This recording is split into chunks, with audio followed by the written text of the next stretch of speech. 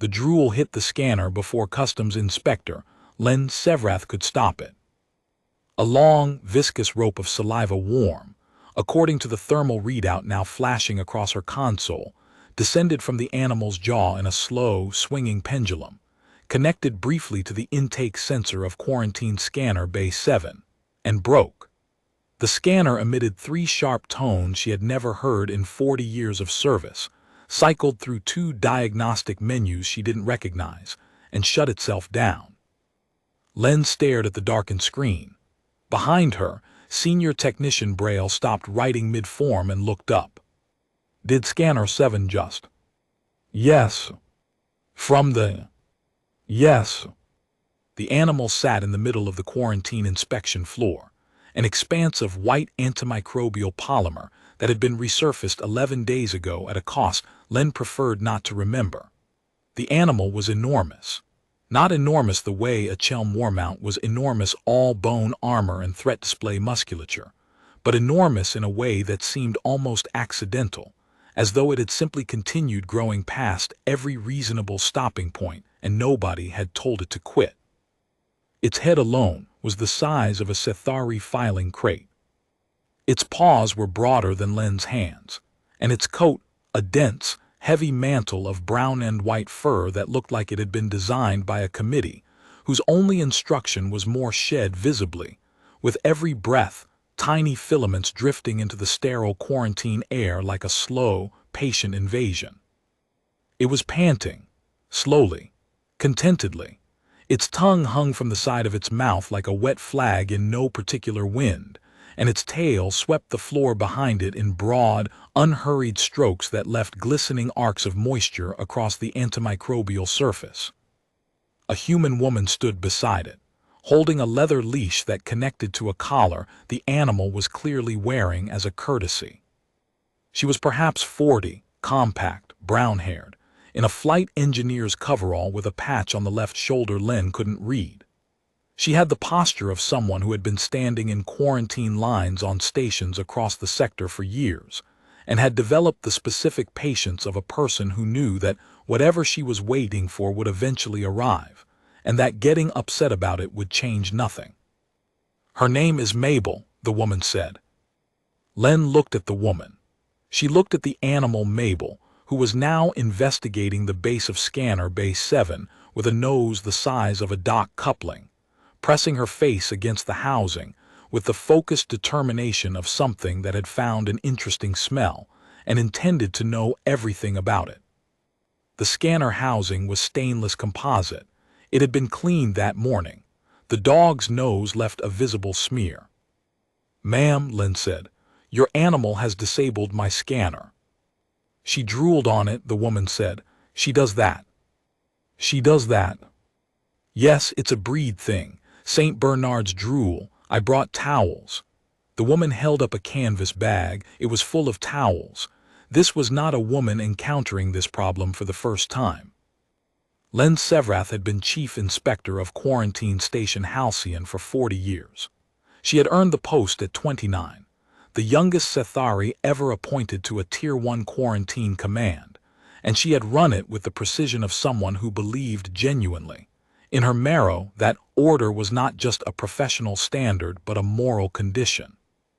Halcyon served the Murren Straits Junction, a 5-species intersection where 3 major trade lanes converged, and it processed 1,100 vessels per cycle through its quarantine bays.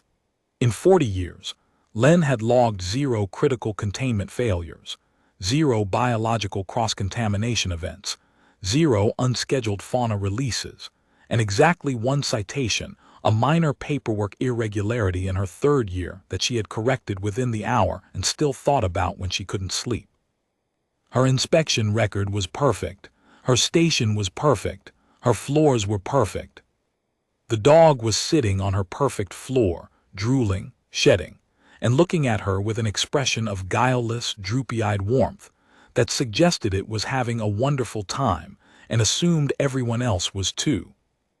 "I'll need to process her through an alternate scanner," Len said. "Of course," the woman said. "Take your time." Len did not take her time.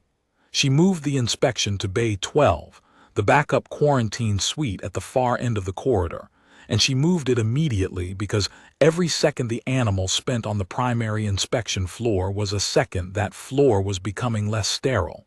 She could see it happening. As the woman her transit manifest identified her as Kess Drummond, flight engineer aboard the cargo vessel Harlan's Wake, bound for the Frontier refueling depot at Brenn's Reach, walked the dog down the corridor. The animal left a trail. Not a trail of destruction, not a trail of threat, a trail of presence. Fur on the corridor walls where Mabel's flanks brushed the polymer panels.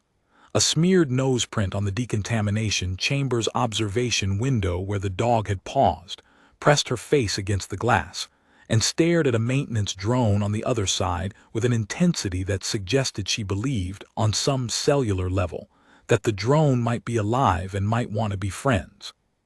Paw prints enormous, damp paw prints on the corridor floor, each one slightly wider than the previous, because the dog was walking with the unhurried, rolling gait of something that weighed 90 kilograms and saw no reason to adjust its stride for anyone.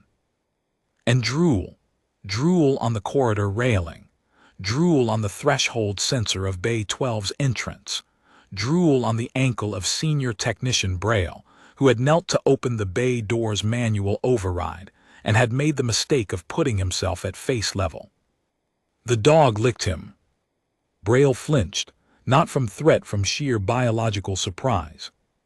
One moment he was entering an override code. The next, a tongue the size of his forearm had crossed his face from jawline to temple, leaving a slick of warm saliva and an expression of confused violation that Len had never seen on her technician's face in 20 years of working together. "She likes you," Kess Drummond said. "She is that a threat behavior?" "No, that's a kiss." "A kiss. Affection, she thinks you're nice." Braille looked at the dog. The dog looked at Braille. The dog's tail was wagging so hard that her entire hindquarters swayed, and she was making a low, rumbling sound in her chest that Len's auditory translator flagged as contentment vocalization, subclass, sustained. The dog sat down directly on Braille's feet and leaned her full weight against his legs. Braille did not move. Later, when Len asked him why, he said he wasn't sure. He said the weight of the animal against his legs had felt like something he hadn't known he was missing, and that moving would have been like putting something back on a shelf when you weren't finished looking at it. Len moved them all into Bay 12 and began the alternate inspection. It took 4 hours. A standard quarantine inspection for a Class 12 biological companion took 90 minutes. Len had performed them on Chelm war mounts, D-Ven hunting serpents, Gren tunnel borers, and once, memorably, a Kelesi phase moth that kept shifting between visible and ultraviolet spectra every time the scanner pulsed. She had processed all of them within the standard window, documented every parameter, filed every form, and closed every case with the crisp efficiency that had made Halcyon the highest-rated quarantine station in the Murren Straits for 19 consecutive cycles. Mabel the St. Bernard took 4 hours, because Mabel the St. Bernard did not cooperate with quarantine procedures. She did not resist them.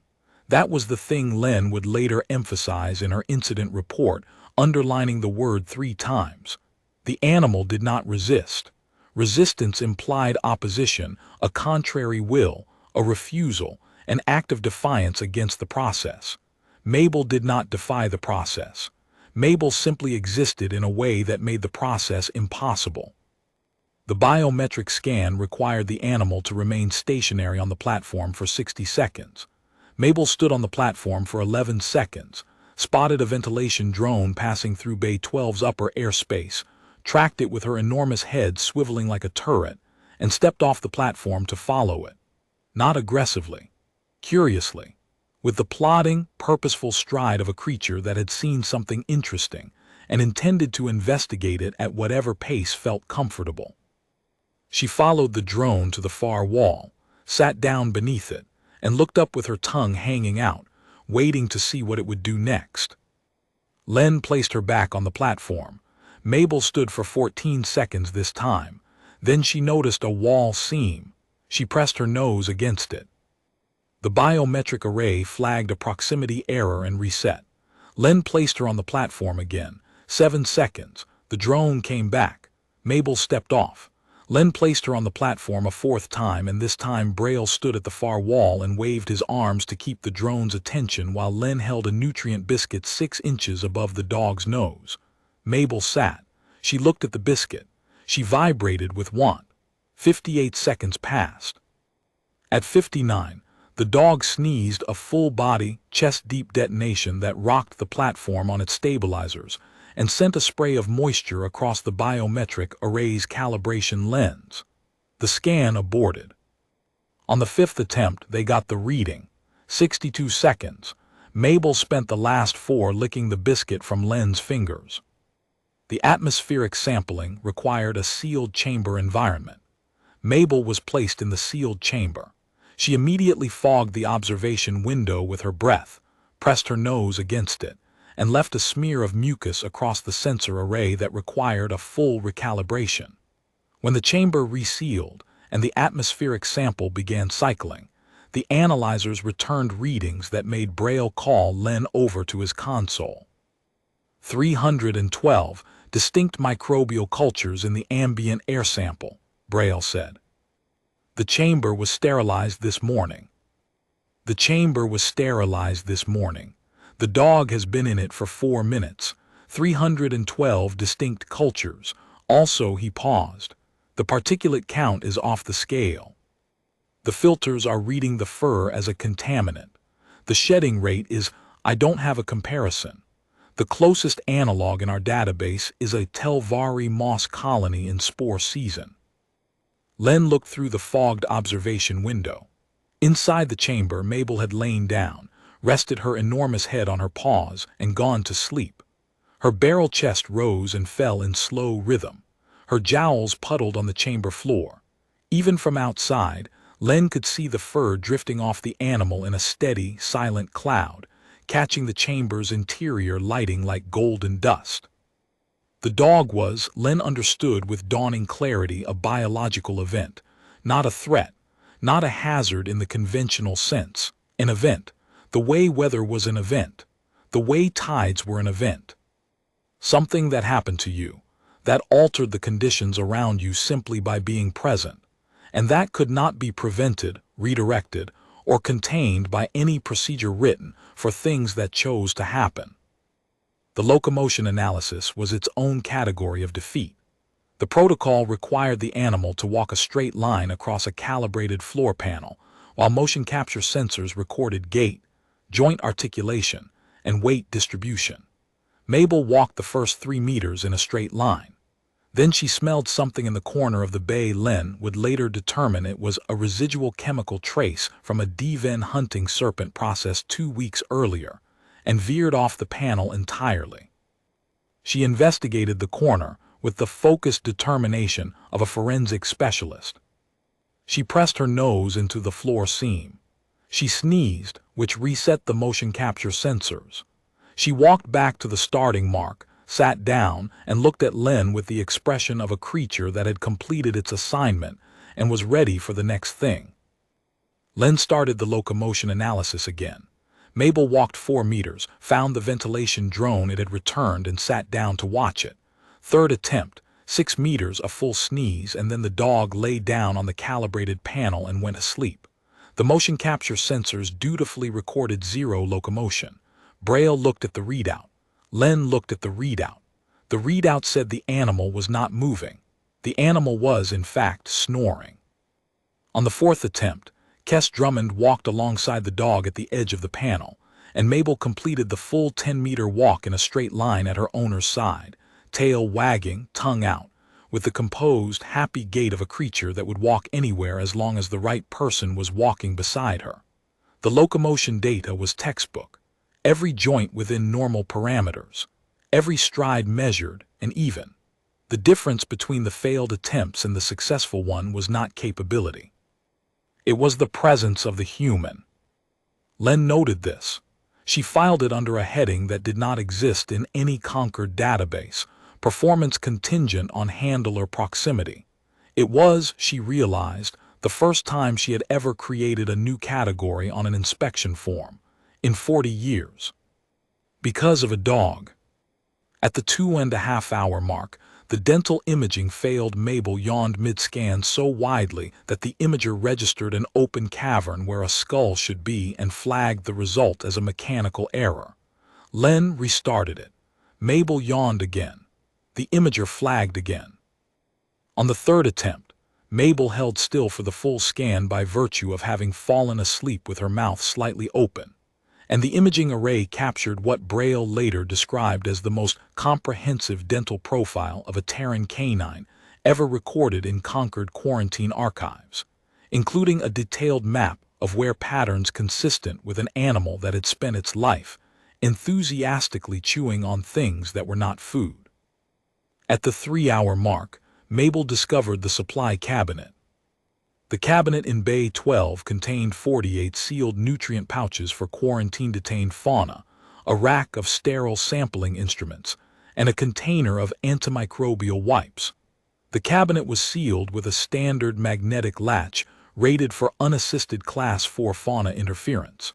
A St. Bernard was not a Class 4 animal. A St. Bernard was a Class 12 apex companion from a Category 9 Deathworld, and the difference between Class 4 and Class 12 in jaw strength alone was approximately the difference between a light rain and a structural flood. Mabel opened the cabinet with her nose. Not her teeth, not her paws, her nose.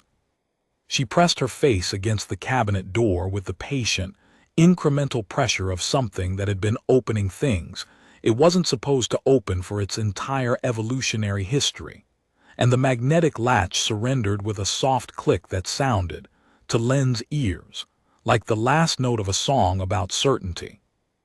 Mabel ate 9 nutrient pouches before Kess Drummond pulled her back. She ate them packaging, and each pouch inhaled in a single, efficient gulp, with the businesslike focus of something whose species had evolved in alpine environments where calories were scarce and opportunities were temporary, and anything edible was eaten immediately, completely, including the container.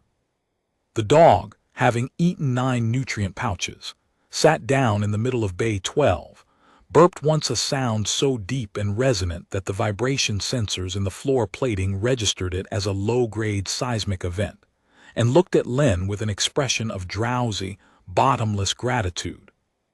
"How," Len said carefully, "do you live with this animal?" Kess Drummond smiled, not the practiced patience of someone waiting in a quarantine line, something warmer, the kind of expression you wore when someone asked you about something you loved and didn't know how to explain. "You get used to the drool," Kess said. "Eventually you stop noticing the fur, and the rest of it." She looked at Mabel. Mabel looked at her. The dog's tail picked up speed. "The rest of it is the point. The rest of it is chaos." "Yes," Kess said, "that's the point." Len filed the inspection at the 4-hour mark with 11 notations, 3 recalibration logs, a supply loss form for the 9 consumed nutrient pouches, and a comment in the margin of the atmospheric analysis that read, "Results nominal. Animal is the weather." She cleared the dog for transit. She thought that would be the end of it. It was not the end of it. The Harlan's wake was delayed. A coupling fracture in the vessel's primary fuel manifold required a replacement part from the station's engineering depot, and the depot was back-ordered, and the manufacturer's nearest distribution hub was 4 relay jumps away. Kess Drummond received the estimate 9 days minimum, 14 probable, and took it with the same bone-deep patience she'd shown in the quarantine line. "Can I board Mabel somewhere on station?" Len should have said no. Station Halcyon had no fauna boarding facility. It was a quarantine station, not a kennel. Animals entered Halcyon and left Halcyon. They did not stay on Halcyon. There was no protocol for it, no budget for it, no designated space, and no provision in any of the 412 regulatory codes Len had memorized that addressed the question of what to do when a 90-kilogram Earth dog needed somewhere to sleep for 2 weeks. Pen 9, Len said, in the secondary holding wing. It's rated for large fauna transit. She can stay there until your ship is cleared. She said it before the rational part of her mind filed the objection. The rational part filed 3 seconds later, and by then Mabel was already walking down the corridor toward the secondary holding wing with her tongue out and her tail swaying and her fur drifting behind her like a comet's trail. And Len was following her, carrying 2 of Kess Drummond's towels, and it occurred to her that she had just volunteered to house a Deathworld Apex companion in a facility built on the principle that biological variables were to be processed and removed as quickly as possible. She had invited the weather to stay. Mabel settled into Pen 9 the way an avalanche settles into a valley completely, irreversibly, and with a disregard for previous topography that bordered on the geological. By the end of the first day, the pen's antimicrobial floor coating had been replaced by a layer of fur so dense that Braille, running his evening sweep, reported it as a new surface material. The water dispenser, a gravity-fed unit rated for Chelm war mounts, had been emptied, refilled, and emptied again, and the floor drain was processing a volume of drool that the plumbing had not been designed to accommodate. Mabel had rearranged the bedding platform, a solid composite slab rated for 800 kilograms of static load, by pushing it from the center of the pen to the corner with her head, because the corner was apparently where she wanted it, and the fact that it was bolted to the floor had delayed the project by only a few minutes. By the end of the second day, Pen 9 had a smell, not a bad smell. Len would be precise about this in every subsequent report. A smell of dog, a warm, dense, faintly yeasty smell that was part fur, part breath, part the mysterious alchemy of a Deathworld mammal's skin oil interacting with recycled station air. It was the kind of smell that made you aware of the presence of something alive. Something warm-blooded and heavy and breathing slowly in the next room. Something that was there. By the third day, Mabel escaped Pen 9 for the first time. The pen was rated for Class 8 fauna containment. Its door was a reinforced polymer barrier with a triple locking mechanism that required a biometric scan and a manual code entry to open from the outside. Mabel opened it from the inside by leaning against it.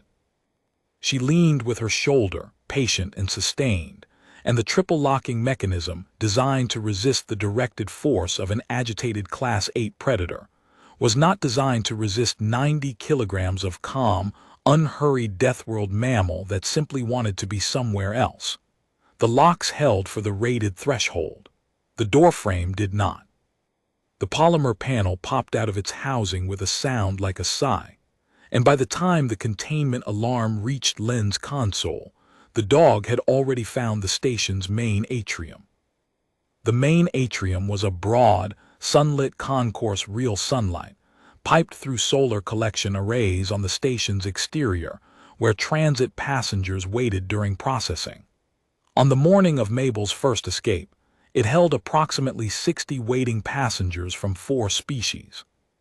Mabel walked in and sat down in the center of it, in the largest patch of sunlight, naturally, because she was a St. Bernard and St. Bernards apparently had an instinct for finding the best spot in any room and occupying it fully.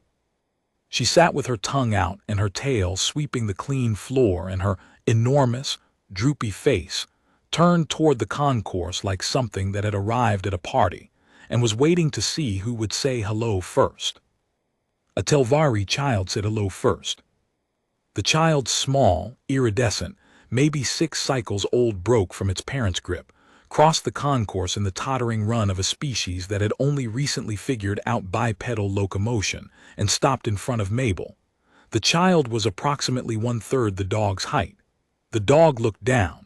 The child looked up, and then the child reached out one small, shimmering hand and touched the dog's nose. Mabel's tail doubled its speed. She lowered her enormous head slowly, with the exaggerated care of something that understood it was bigger than the thing in front of it and had made a decision about that until her face was level with the child's. She held still. The child touched her ear. Mabel's eyes half closed. The child touched her other ear. Mabel made a sound low, deep, rumbling that Len's translator tagged as contentment vocalization, subclass, bonding initiated. The child's parent arrived 3 seconds later, panicked and stopped.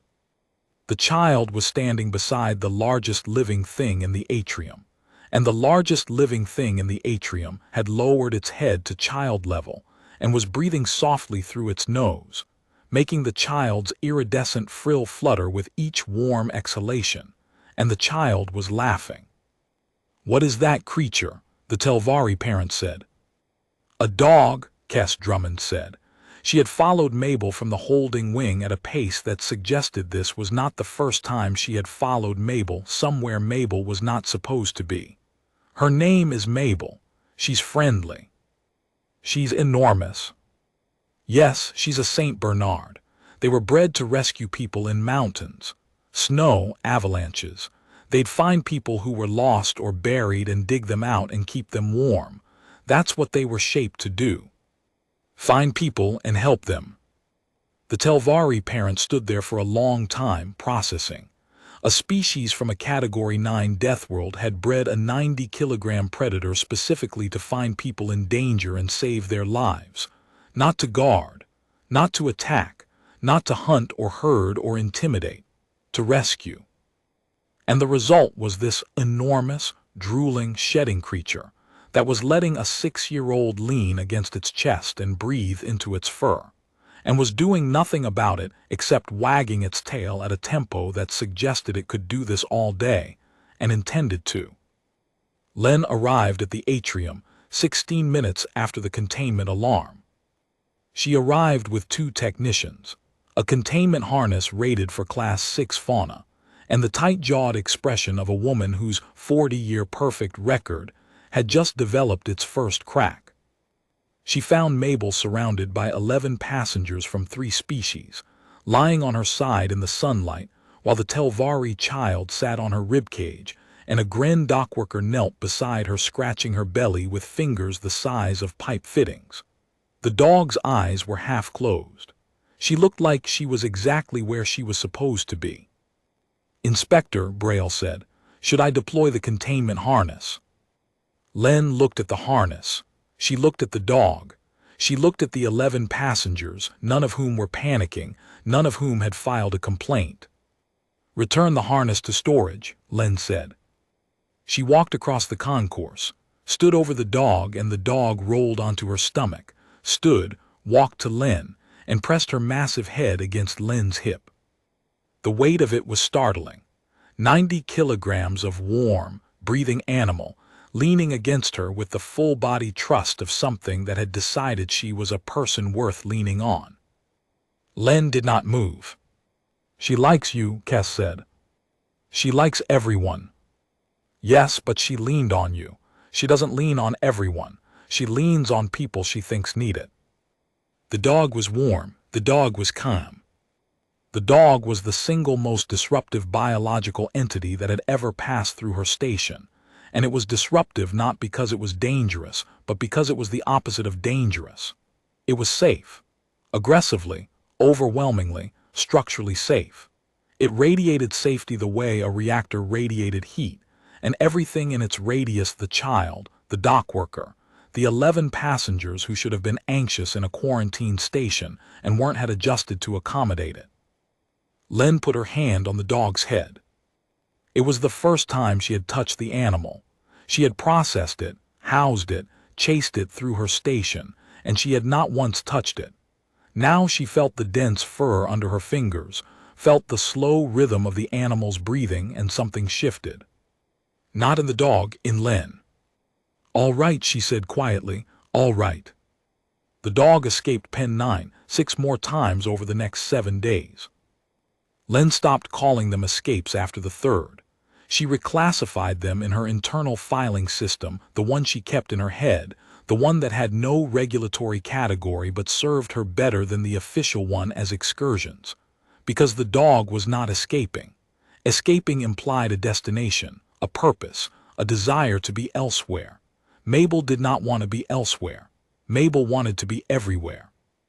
She wanted to walk every corridor, investigate every room, smell every surface, meet every person, and lie down in every patch of sunlight on the station. She wanted to exist fully and loudly and warmly in every space she entered, and she wanted everyone in that space to know she was there, because being there was the whole point. On excursion 2, Mabel found the officer's mess during the midday meal. She walked in through doors that Senior Technician Braille had reviewed the surveillance footage, and was certain of this, propped open with a supply crate, which the dog had pushed aside with her shoulder the way you'd push aside a curtain. She walked to the center of the mess, sat down between 2 tables of off-duty quarantine staff, and looked around with the expression of a creature that had heard people eating and wanted to be part of it. Nobody gave her food. Regulations were clear on this point. But Len noticed, on the surveillance footage, that 3 of her technicians were eating with one hand and scratching the dog with the other. One of them, Technician Vale, a DVN with 17 years of impeccable service, had positioned her chair so that the dog's head could rest on her knee, and her antennae had gone completely still, which was the DVN equivalent of the deepest state of relaxation the species was capable of achieving without chemical assistance.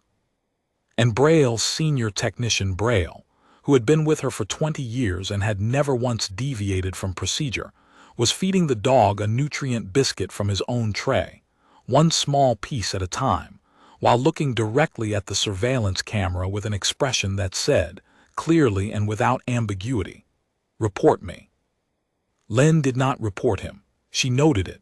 She filed it in her internal system, under a category she created that morning, Personnel, Morale, Biological Variables.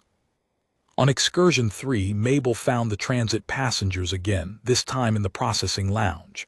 The Telvari child whose name Len had learned was Solon had been waiting for the dog, not hoping, waiting.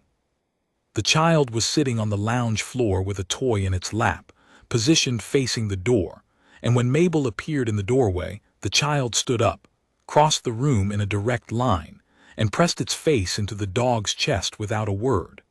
Mabel sat down, curved her enormous body around the child like a warm wall, and rested her chin on the child's head. Solon's parent, the same Telvari who had stopped mid-reach that first day in the atrium, watched from across the lounge with an expression Len recognized. It was the expression of someone who had realized that the thing they had been afraid of was the safest thing in the room. It was also, Len noted, the expression of a parent whose child had stopped shaking for the first time in 3 days. Solon had been flagged in the transit medical records as suffering from displacement anxiety, a Telvari pediatric condition triggered by prolonged removal from home-sent environments. The standard treatment was chemical. The child's parent had been declining it. The parent was, Len realized, trying the dog instead. It was working. On excursion 4, Mabel found the docking ring. The docking ring was the busiest section of Halcyon crews disembarking, cargo being offloaded, manifest officers running intake scans on everything from sealed containers to livestock pods. It was also, by regulation, the most sensitive area on the station. An uncontained biological variable in the docking ring was a Class 3 procedural violation, the kind that went into permanent records and stayed there forever. Mabel walked into the docking ring at 9:14 station time and sat down next to the manifest officer's booth. The manifest officer, a young DVN named Chris, 3 months into her first posting, stared at the dog for 4 seconds before activating her comm. "Inspector Sevrath, there appears to be a large earth mammal sitting beside my station." "I am aware," Len said. She was already walking. "It is shedding on my intake forms." "I am aware of that as well." "It licked my boot." She does that. Inspector, she's leaning against the booth. The booth is it's shifting. She's moving my booth. I am walking as fast as I can, Chris. By the time Len reached the docking ring, Mabel had moved from Chris's booth, which had indeed shifted 4 centimeters to the left, scraping a visible track in the floor coating to the main throughput corridor, where a Gren cargo crew was offloading mineral containers from a bulk freighter. The crew chief, a broad, plated Gren with the scarred hands of someone who had been hauling freight for decades, had stopped mid-lift with a 300-kilogram container balanced on one shoulder and was staring at the dog. The container weighed roughly as much as the dog 3 times over. The Gren was holding it one-handed. Mabel had walked up to him, sat at his feet, and was looking up with the devoted, droopy-eyed expression of something that had just discovered the most interesting person in the universe and intended to stay close until further notice. "Whose dog?" the crew chief said. "She belongs to a transit passenger," Len said. "I apologize for the—" "She's magnificent." The Gren set the container down with a thud that vibrated the deck plates. He knelt slowly, carefully, the way you kneel when you outweigh something by a factor of 4 and want to be sure you don't crush it, and extended a hand the size of a dinner plate. Mabel pressed her nose into his palm, sniffed once, and then leaned forward and pressed her full weight against his chest. The Gren caught her, both arms, 300 kilograms of dock worker, 90 kilograms of dog. The dog's tail was hammering his knee. The dog was making that low, rumbling, sustained contentment vocalization, and the Gren was holding her with an expression that Len, after 40 years of processing Gren crews through quarantine, had never once seen on a Gren face in her facility. It was peace. Behind the crew chief, 2 other Gren dockworkers had set down their containers and were watching. One of them, the youngest, still carrying the dark plating of a juvenile, took a step forward, stopped, looked at the dog, looked at his crew chief, and took another step. Mabel's tail, pressed against the crew chief's knee, wagged hard enough that the vibration was visible in the Gren's armor plating. "How long is she on station?" the crew chief asked. "Several more days. I dock here every 8 cycle. Can I? Is there a visiting protocol?" Len opened her mouth to say no. There was no visiting protocol. There was no protocol for any of this. There was no conquered regulation, no halcyon standing order, no subsection of any of the 412 codes she had memorized that addressed the question of whether a dockworker could schedule recurring visits with a dog. "I'll create one," she said. The words came out before she could stop them. She heard herself say them and felt the 40-year architecture of her professional identity shift by 1 degree, like a compass needle adjusting to a new magnetic north. On Excursion 5, Mabel found the station medical bay. The medical bay served transit passengers with minor complaints: dehydration, travel sickness, the occasional docking injury. On the morning Mabel arrived, it held 4 patients: 2 Telvari with altitude discomfort, a D-Ven with a respiratory irritation, and a Kelesi freighter pilot with a fractured forelimb who had been refusing sedation for 6 hours because Kelesi metabolized Concord Standard sedatives unpredictably, and the pilot did not want to sleep and wake up somewhere she didn't recognize. Mabel walked into the medical bay, paused in the doorway, and surveyed the room with the unhurried assessment of something whose species had spent millennia locating distressed individuals in alpine conditions. Her nose worked. Her ears swiveled, processing the sounds of the room: the Telvari's quiet discomfort, the D-Ven's labored breathing, the Kelesi pilot's sharp, staccato exhalations that were the sound of someone holding pain at bay with effort alone. Mabel processed all of this in the doorway for perhaps 5 seconds. Then she walked directly to the Kelesi pilot, not the Telvari, not the D-Ven, the one who was in the most pain and the most afraid.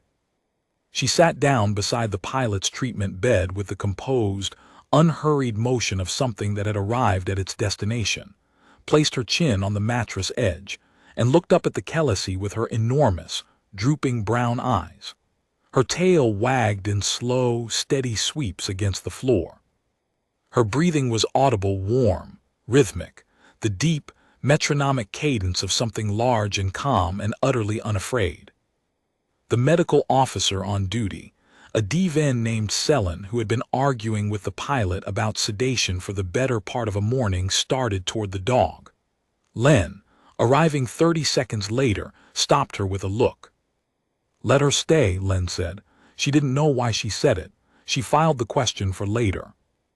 The Kelesi pilot looked at the dog. The dog looked at the pilot. Neither of them moved for 11 seconds. Then the pilot's uninjured hand, the one that had been gripping the bed rail so hard the knuckles had gone translucent, loosened. It moved from the rail, reached down, touched the dog's head. Mabel closed her eyes. Her tail increased its tempo by 1 beat. She pressed her chin harder into the mattress, and the weight of her head, heavy, warm, alive, settled against the pilot's forearm like an anchor. The pilot's breathing changed. Selin watched the readout on the pilot's biometric display and said nothing. The stress indicators were dropping: heart rate, cortisol output, muscle tension, adrenal markers, all falling in real time in a smooth, steady decline that tracked exactly with the rhythm of the dog's breathing. It was not gradual. It was not incremental. It was the kind of drop you saw when a patient received a pharmacological intervention, except no pharmacological intervention had been administered. The only variable was 90 kilograms of warm dog, breathing slowly, with its chin on the mattress and its eyes closed. The pilot agreed to the procedure 20 minutes later. She agreed to it with the dog's head on her forearm and her fingers buried in the fur behind the dog's ears and her eyes closed. And when Selin administered the sedative, the pilot's last conscious act was to move her hand from the dog's ear to the dog's nose and leave it there, resting, as she went under. Mabel did not move for the duration of the procedure. She lay beside the treatment bed with the patient's hand on her nose and her eyes closed and her breathing steady, and she did not stand, did not shift, did not adjust her position once during the 47 minutes it took Selin to set and stabilize the fractured forelimb. When the pilot woke, the first thing she saw was the dog's face, 6 inches from hers, and the dog's tail began its slow sweep again, and the pilot made a sound that Len's translator tagged as involuntary relief, a choked, clicking vocalization that meant, in Kelesi, something close to still here. Selin filed a medical note that Len saw 3 hours later: unscheduled biological presence in medical bay.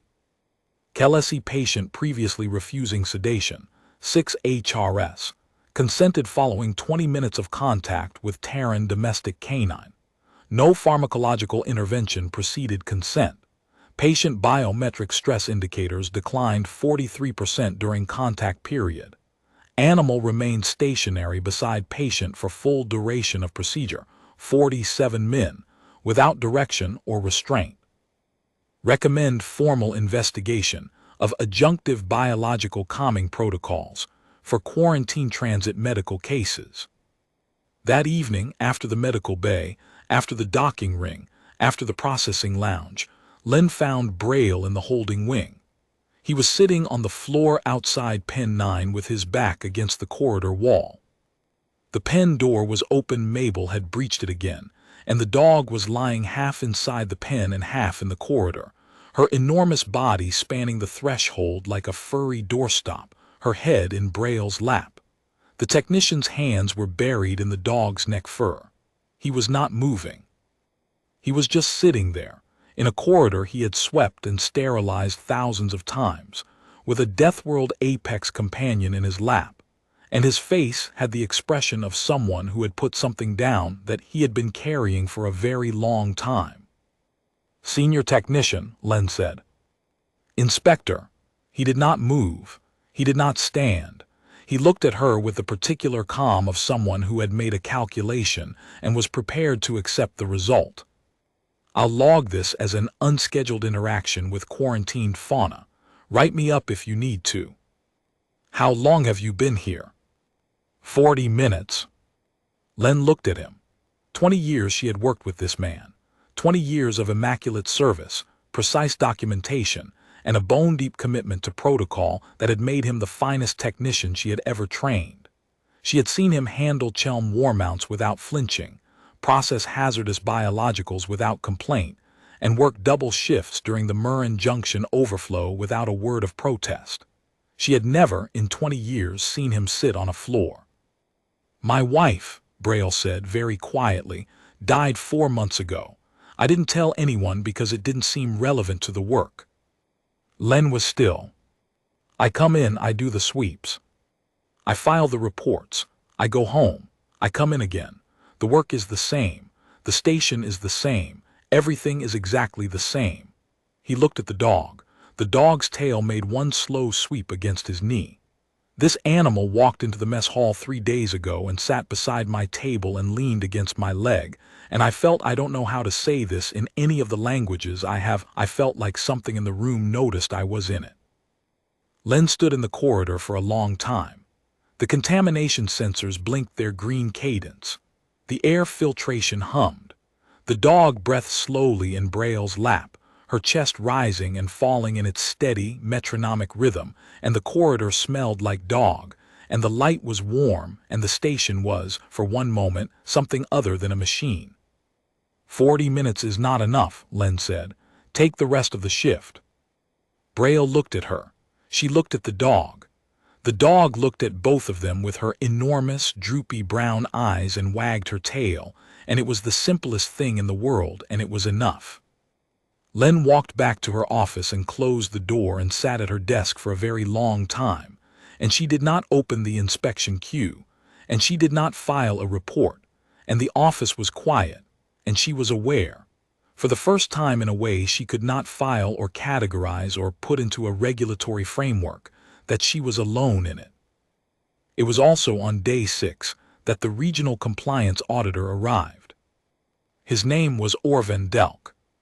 He was Chelm tall, heavy-plated, with a face built for disapproval and a career built on exercising it. He audited Tier 1 quarantine stations across the Murren Straits, and he had been auditing Halcyon every 18 months for 12 years. In 12 years, he had never found a single deficiency. This frustrated him. Len knew it because he always stayed an extra day rechecking results, hoping to find the one loose thread that would justify the trip. Halcyon was Len's station, and Len's station did not have loose threads. Until now. Now Len's station had a 90-kilogram loose thread that shed, drooled, and loved strangers. Orvan stepped off the shuttle ramp into the primary arrivals corridor and stopped. He looked at the floor. Len looked at the floor. There was fur on the floor, a few golden threads caught in the junction between panels, a faint smear near the wall where Mabel's flank had brushed the polymer. "Inspector Sevrath, is there fauna in the main corridors?"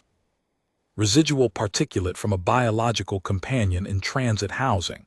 Remediation is ongoing." "What species?" "Terran domestic canine, St. Bernard, class 12. Orvan's secondary plates, the smaller ones along his jaw ridge that Chelm used the way other species used, eyebrows lifted. Class 12, in the holding wing. Pen 9, temporary accommodation while the companion's vessel undergoes repair." He made a note in the arrivals corridor. He usually waited until the inspection suite. Making a note here meant he was already building a case. Len led him toward the holding wing by the long route, because the direct route went through the atrium where Mabel had been sitting in the sunlight for 2 hours surrounded by passengers.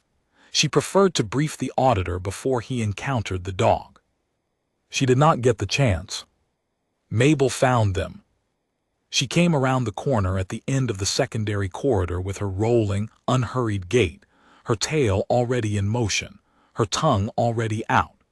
She was enormous and golden and shedding, and she looked like a very friendly natural disaster that had been sent to say hello.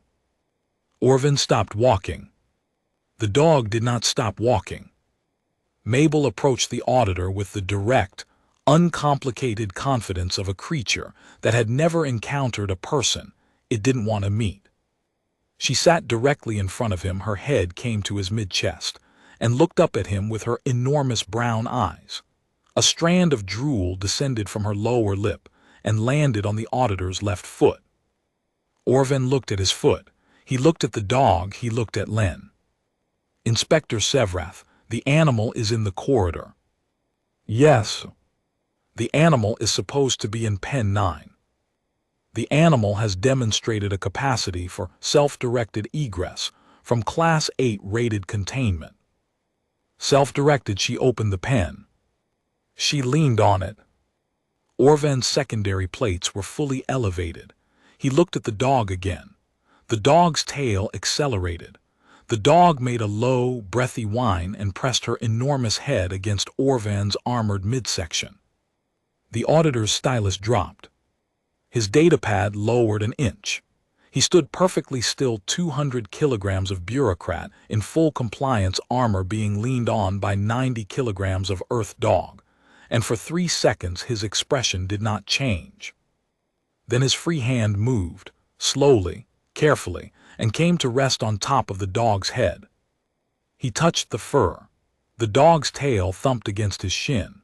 Orvan's hand moved one stroke, down the back of the skull, over the heavy fold of skin behind her ears, and the auditor's secondary plates settled to neutral, and something in his expression shifted that Len had never seen in 12 years. Something that looked like the structural opposite of disapproval. 9 seconds, Len counted. Then he straightened, withdrew his hand, picked up his stylus. "I'll need to inspect Pen 9 and the atmospheric logs." He inspected everything. Pen 9, where his secondary plates went fully vertical when the atmospheric readings came back. The atmospheric logs for every sealed environment the animal had accessed. The scanner recalibration records 2 scanners, both requiring full diagnostic resets. The containment breach reports 7 of them, each one filed in Len's precise hand, each one documenting a door, a wall panel, or a latch that the dog had defeated through patient pressure rather than force. The supply loss forms 47 nutrient pouches consumed, 9 of them packaging inclusive. The corridor particulate readings, which showed a persistent elevation in biological material across 6 sections of the station that had been spotlessly sterile for 4 decades. 4 hours in the inspection suite, and he found for the first time in 12 years findings, 16 of them, minor, non-critical, all directly attributable to the presence of one Terran domestic canine in a facility not designed for long-term biological accommodation. He also found the surveillance footage from the officer's mess. He watched it twice. He did not comment on it. He made a note that Len could not read from her angle. He sat in Len's office to compile the report. The office was warm. It smelled like dog. There was fur on the baseboards and a dry drool mark on the floor beside the desk where Mabel's head rested each morning. Orvan looked at the drool mark. He looked at the fur. He sat down and began writing. 20 minutes in, Mabel walked in through the door Len had left open, crossed the room, and lay down beside the auditor's chair. Orvan looked at the dog. The dog looked up at him with her enormous brown eyes. The dog yawned massive, cavernous, a display that made the auditor's stylus pause mid-word and set her head on her paws and closed her eyes. He wrote his report with the dog asleep at his feet. He wrote it for 3 hours. At one point, Len was at her console across the room and saw it in her peripheral vision. His hand moved from the datapad to the dog's head. 1 stroke. 2. He returned to the report. He did not look at Len. Len did not look at him, but she noticed that his writing pace slowed slightly after the contact, and that his secondary plates, which had been partially elevated since the corridor, settled completely flat for the first time since he'd arrived on the station. When he finished, he turned the datapad so Len could read the summary. 16 findings, all minor, 60-day remediation timeline. And at the bottom, in the auditor's notes field, a free text section Len had never seen Orvan use in 12 years. A single line. Station Halcyon's accommodations for long-term biological transit companions. while currently improvised, demonstrate measurable positive effects on passenger processing metrics and interspecies tension indicators. Recommend formalizing protocol rather than terminating accommodation. Len read the line twice. The findings stand, Orvin said, putting on his coat. 16 items, 60 days. Understood. The recommendation is my professional assessment. He walked to the door, paused. What did you say her name was? Mabel. He nodded, left, did not look back a second time.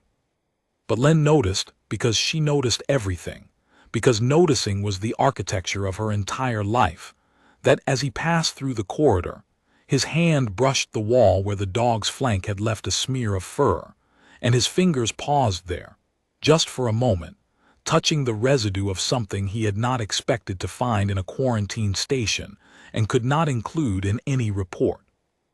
On day 7, a Chelm warmount arrived. This was routine. Chelm warmounts transited through Halcyon 3 or 4 times per cycle, massive, armored predators, bred for aggression display and territorial dominance, their handlers encased in padded tactical harnesses with resonance rods to keep the animals in formation. Warmounts were Class 9, not as high as Mabel's Class 12, but large enough, aggressive enough, and unpredictable enough that their quarantine processing required a dedicated bay, a 2-technician escort, and a signed liability waiver from the handler.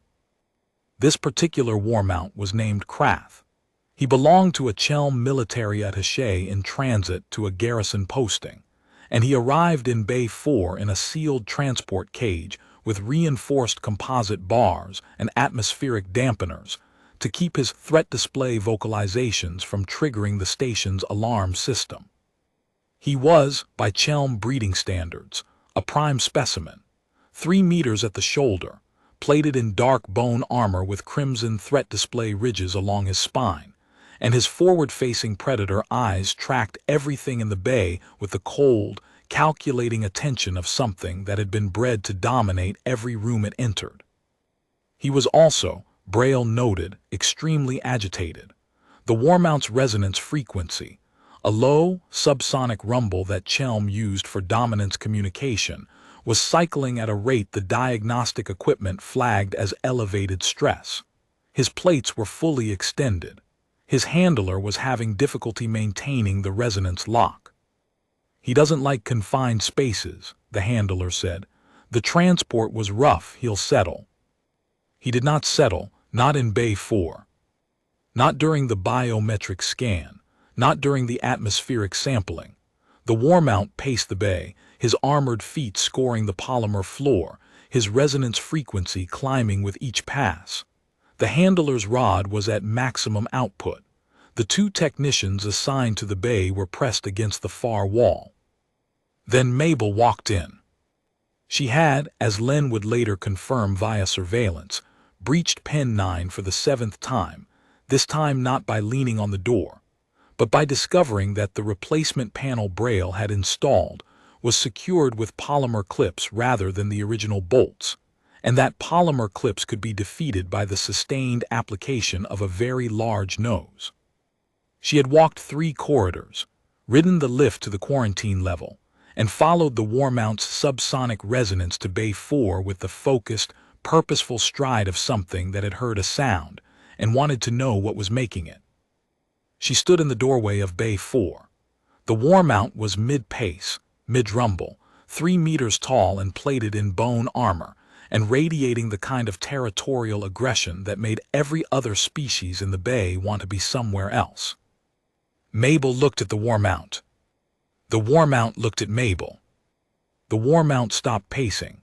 His resonance frequency dropped not gradually, not in stages, but all at once, the way a sound stops when the source stops producing it. His plates, which had been fully extended in threat display, settled against his body. His forward-facing eyes, which had been scanning the room in rapid, predatory sweeps, locked onto the dog and went still. Mabel walked into the bay, not cautiously, not submissively, with the calm, unhurried confidence of something that had assessed the situation and found it manageable. She walked past the two technicians, past the handler with his resonance rod, and sat down 6 feet from the war mount. She yawned. The war mount lowered its head, not a dominance display, not a submission posture, something older. Something that the handler, who had been training war mounts for 18 years, had never seen one do and would later describe in his transit report as instinctive deference to an unrecognized apex. The 3-meter, bone-armored predator lowered its head to the level of the 90-kilogram dog that was sitting in front of it yawning, and its plates went flat, and its resonance frequency dropped to baseline, and it stood there, perfectly still, looking at Mabel with an expression the handler said he did not have words for. Mabel's tail wagged once, slow, easy. The war mount lay down. It lay down in Bay 4, on the scored polymer floor, with its armored head 6 feet from the dog, and its plates flat, and its eyes half closed, and the handler stood there with his resonance rod at maximum output doing absolutely nothing, because the war mount was calmer than it had been in 12 hours of transit, and the only thing that had changed was the dog. Len arrived 4 minutes later. She found the war mount lying on the floor, the handler standing over it in confused silence, and Mabel sitting beside the war mount with her tongue out and her tail sweeping the floor, looking at the 3-meter armored predator the way she looked at everything with patient, guileless, droopy-eyed warmth. "Get her out of here," Len said, and she meant it, and she walked toward the dog to remove her from the bay, and then she stopped, because the war mount's biometric readings, which Braille was monitoring from the console, were the best they had been since the animal had boarded the transport. Heart rate normal, stress hormones baseline, resonance at resting frequency. The war mount was, for the first time in 12 hours, calm. Because of the dog. Len left her there. She left a 90-kilogram St. Bernard in a quarantine bay with a 3-meter Chelm war mount, and she went back to her office and sat at her desk and did not file a report, and the war mount completed its quarantine processing in 47 minutes faster than any war mount Halcyon had ever processed. And when the handler led it to the transport dock, the war mount turned its head one last time and looked back at the dog, and its plates stayed flat, and its eyes stayed half closed. And it walked into the transport cage without resistance. The handler stopped at Len's console on his way out. "What is that dog?" "A St. Bernard," Len said, "from Earth. My war mount hasn't submitted to anything in 6 years of training." She didn't make it submit. She made it calm. The handler thought about this. He made a note on his transit pad. He left. On excursion 7, on the evening of day 7, Mabel found the observation gallery. The gallery was Halcyon's one architectural concession to something other than function, a long, glass-walled corridor on the station's outer ring that looked out on the Murren Straits Junction, 3 trade lanes converging against a field of stars. Transit passengers sometimes walked there during long layovers. Staff rarely did. Len herself hadn't visited the gallery in months. There was nothing there that required inspection, nothing that could go wrong. Mabel walked the length of the gallery at Sunset Station Sunset, a simulation the environmental controls ran every 24 hours to maintain circadian rhythm for the biological staff. The glass wall was flooded with amber and gold, the kind of light that made even the utilitarian corridor floor look warm, and the dog walked through it slowly, her enormous body silhouetted against the fading simulation, her fur catching the color until she looked like she was burning at the edges, trailing golden filaments in the still air behind her. She walked to the far end, turned around, walked back, and lay down in the center of the gallery floor with her nose pointed at the glass and her eyes open. She stayed there for 2 hours. Len found her on the surveillance feed. She pulled up the gallery camera expecting to see damaged, scratched glass, drool on the viewing panels, fur clogging the atmospheric vents. Instead, she saw the dog lying on the gallery floor, perfectly still, watching the stars through the glass wall. Len watched for 20 minutes before she realized what she was seeing. The dog was not looking for movement. The dog was not assessing the environment. The dog was looking at the stars the way a creature looks at something it finds beautiful without understanding why. Her tail was still. Her breathing was slow. She was simply lying in the light, looking at the dark and being alive. Len closed the feed. She sat at her desk. She opened the morning's inspection queue and closed it, opened the personnel log and wrote nothing. She sat there for a long time, in her office that smelled like dog, looking at the spot beside her chair where Mabel's head rested each morning. And she felt the absence the way you feel the absence of gravity, not as the loss of something you'd had, but as a sudden awareness of how much you'd been depending on it without knowing. She hadn't been aware until that moment that she had been depending on it. She had been filing reports about the dog, cleaning up after the dog, chasing the dog through her station and cataloging the damage the dog left behind.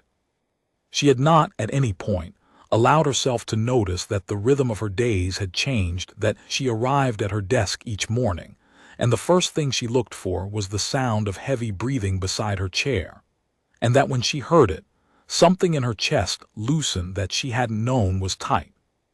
She walked to the gallery. She stood in the doorway. The simulated sunset had shifted into a deep, quiet amber, and the gallery was warm with it, and the dog lay in the center of the floor like something that had found the one place in the station where stillness was the whole point.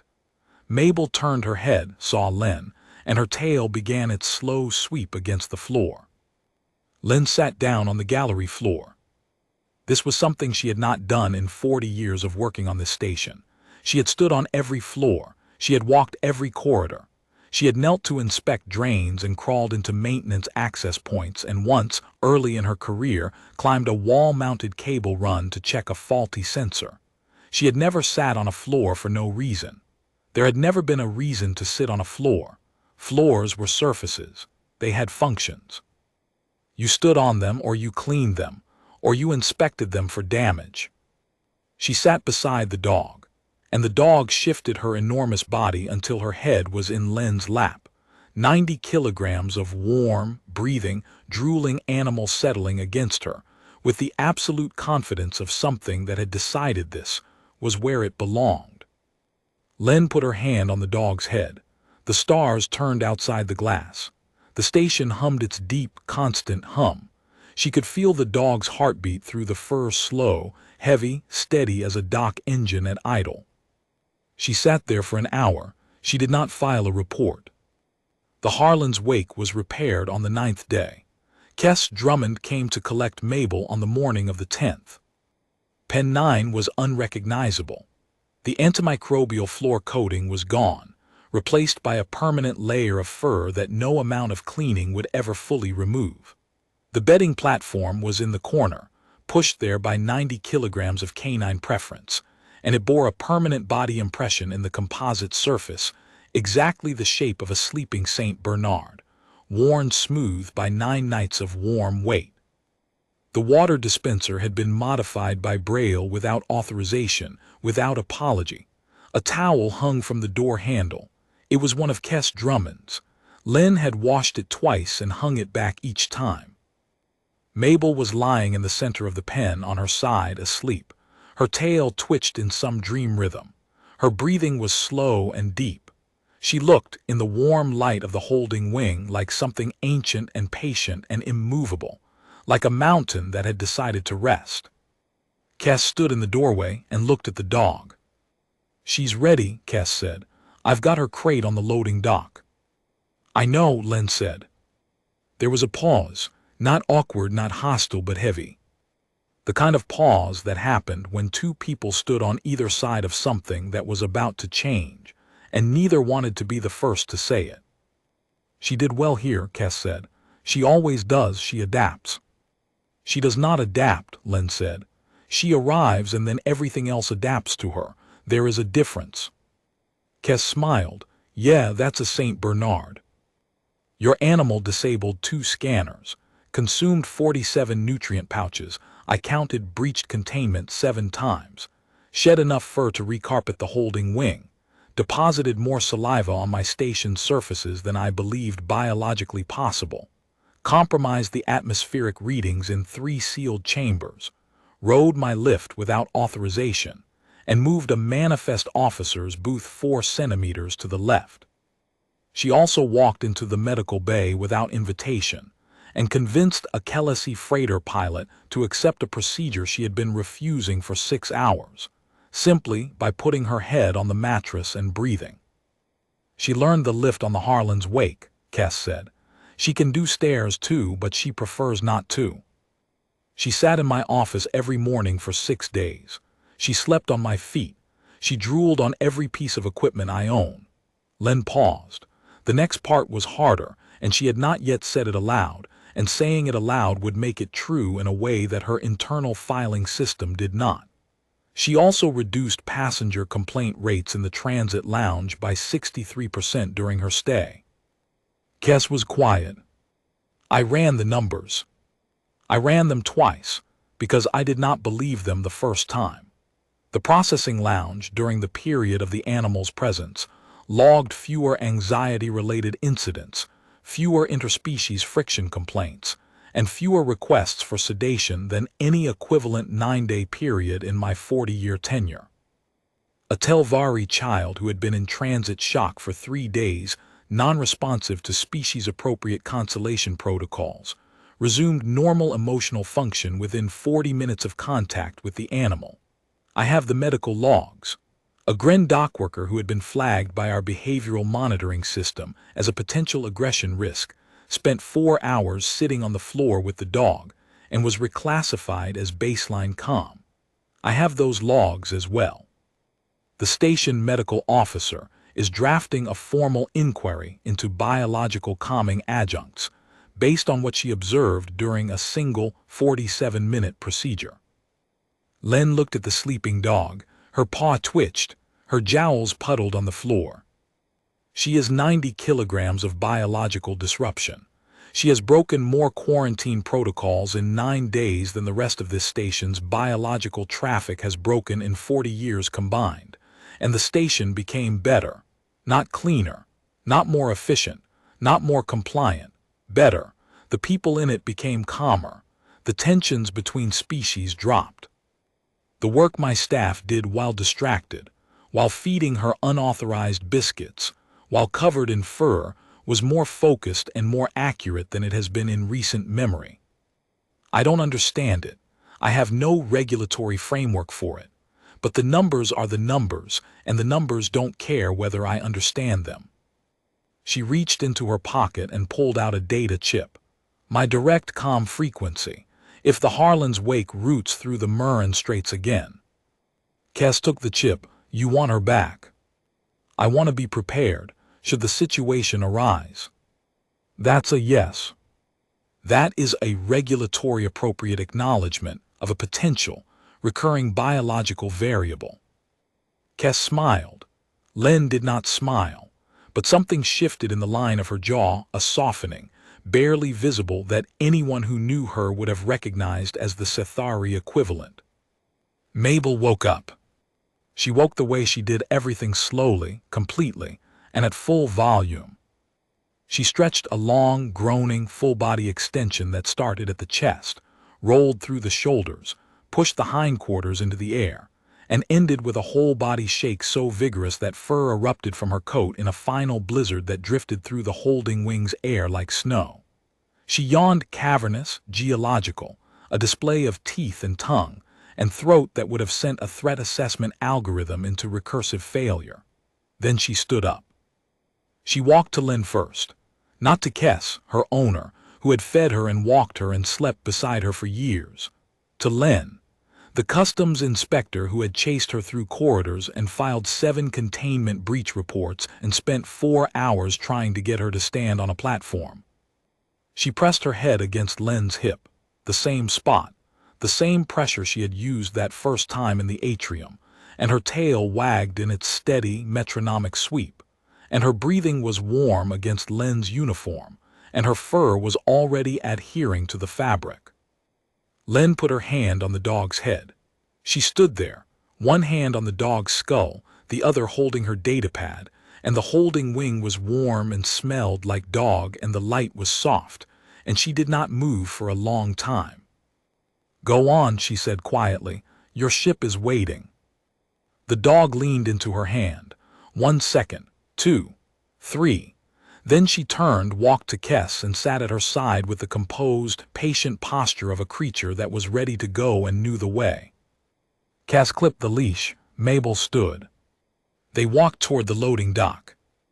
Len watched them go down the corridor, the woman in the faded coverall, the enormous dog padding beside her with its rolling, unhurried gait, shedding as it went, leaving a trail of fur that caught the corridor, lighting like threads of copper in the recycled air. The trail would take Braille 3 hours to clean. Len knew this. She would let him take 4. At the end of the corridor, the dog stopped, turned her enormous head, looked back at Len with those brown eyes, soft, drooping, impossibly warm, and the look held no judgment, no transaction, no calculation. Just the open, luminous regard of a creature that had decided you were worth leaning on and would carry that decision in its bones until it stopped breathing. The tail wagged once. Slow, deliberate, a goodbye in the only language the dog had ever needed. Then she turned the corner and was gone. Len stood in the corridor for a long time. The air filtration system hummed its constant note. The contamination sensors along the ceiling blinked their steady green cadence, except for 3 in the holding wing section, which were blinking amber, because the ambient particulate count in the area formerly occupied by the dog was still, 20 minutes after departure, above the sterile threshold. Len looked at the amber lights. In 40 years, she had never had an amber light she didn't immediately resolve. She had a correction protocol. She had the cleaning supplies. She had the authority to order an immediate remediation sweep, and Braille would have the readings back to green inside an hour. She pulled up the work order on her datapad. She looked at it for a moment. The form was simple: remediation order, base section, priority level, estimated completion time. She had filled out thousands of these. Her hand knew the motions the way a dock crane knew its arc automatically, without thought, the muscle memory of 4 decades of keeping things clean. She closed the form, walked to her office, sat down at her desk in the chair beside which, for 6 mornings, a very large dog had slept on her feet and drooled on her floor and breathed slowly in the warm quiet. The floor still smelled like dog. There was fur on the chair legs, on the baseboards, in the ventilation grill. A dried spot of drool marked the floor plate where Mabel's head had rested, a small, irregular circle that no cleaning solvent would entirely remove, because the dog's saliva had bonded with the polymer at a molecular level that the floor's manufacturer had not anticipated, and the Concord's material specifications did not address. Len looked at the drool mark for a long time. Then she opened the morning's inspection queue. 1,100 vessels in the cycle. Quarantine Station Halcyon, Tier 1 facility, 40 years of service, 0 critical failures, 16 minor findings on a 60-day remediation timeline, and a recommendation in the permanent record from a Chelm compliance auditor who had petted a dog and written, something he had never written before. 1 amber light in the holding wing. She left it amber for the rest of the day. 3 months later, the Harlan's Wake entered the Murren Straits on a routine fuel run. Kess Drummond's transit manifest listed 1 passenger, 1 biological companion, breed, St. Bernard, name, Mabel. The manifest carried a pre-approved boarding authorization, signed by the Chief Inspector of Quarantine Station Halcyon, stamped and filed 30 minutes after the ship's course was logged. Braille had already moved the bedding platform back to the corner of Pen 9. He had requisitioned a higher-flow water dispenser, 48 nutrient pouches, the good ones, from the commissary, and a new supply of antimicrobial wipes. He had also requisitioned 12 towels. Len reviewed the requisition, approved it, and added 1 line at the bottom in the small, precise script she used for annotations on documents that mattered. Standing protocol. Recurring biological variable, cleared for indefinite accommodation. Pen 9 designated as allocated. She signed it with her inspector's seal, filed it, walked to the atrium where the sunlight streamed through the solar arrays and fell in warm columns across the clean floor. The dog would be there by afternoon. Len stood in the sunlight and waited,